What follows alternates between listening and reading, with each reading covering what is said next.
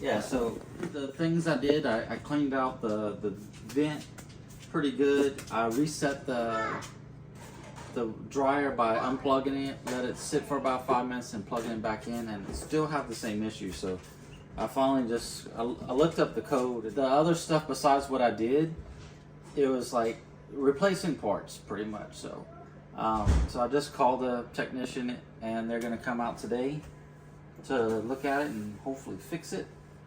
And hopefully it's cheap and not expensive.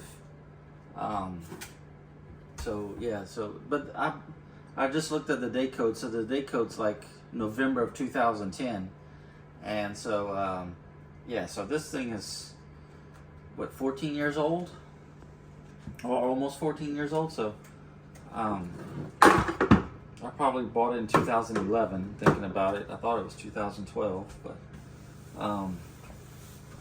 yeah, so it's old enough, and for what I paid for it, it lasted a good amount of time. I mean, it's Electrolux, and so it should have a lot more life left in it too. Once you get it fixed. So I'm trying to clean up behind all this. I hate the dust that gets back there. And we'll video again once it's all done, or make a video once it's all done, so that you can see it actually work. But I don't know I think it's a sensor, to tell you the truth. This is my thoughts of being an engineer and taking root cause analysis classes and all the stuff I've done. I think it's one of the sensors, because it blows air and it heats up. Okay, it blows air and it heats up. So that says that the heating element works. The vent area is open and clear to blow. The blower works. So all that's left is a sensor. So and there's like 2 or 3 sensors on here that monitor like the humidity and the dryness and the temperatures. So it's one of those sensors that's tripping it. So yeah, that's my prediction. Let's see what the tech says when he gets here.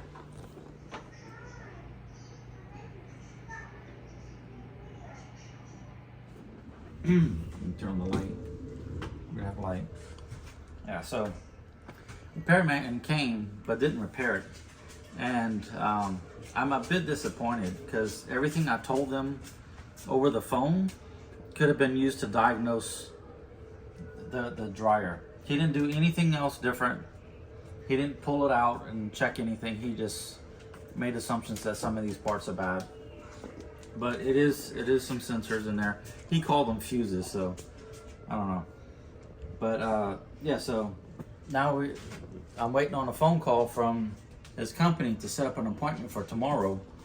But right now we really can't wash anything, because it's been raining outside, and it's not enough time for it to there's not enough sunshine for it to dry outside. So we're really stuck. We can't wash anything. But yeah, so hopefully he can fix it tomorrow. I did look up prices on a new dryer, and some of the cheapest were like right about $500, and that's one where like it's still front load, but it's like metal door, all the controls on the back, so you can't load it up with stuff on top. When you go into like models like this, then you're starting to get into the $800 to $1,000 range. So yeah, I guess it's worth paying. And then the cost is like $420 to repair this thing. So at least using the stuff that he said. So I don't know. I'm kind of disappointed that it's such a high price to repair something. Almost half the price of buying a new one. So I don't know. I'm a little ticked off about that. What do you think? But this is Electrolux, and it's been in my life for 12 to 13 years, I think, somewhere around that amount of time. And this is the first repair I've had to do on it, other than kind of giving it a good whack every once in a while because it doesn't want to work.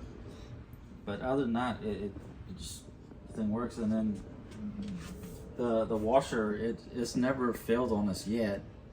So but once that starts to fail, then that's gonna be you know, it's like replace like a few parts here and there for like probably the rollers are probably going to be the first thing to go out. But yeah, I'm dreading repairing all this stuff. I don't know, maybe if it's maybe later this year or something, I might get this set outside in the garage, get it set up in the garage, and then get another new set. You know, it's probably time for it to be replaced, maybe.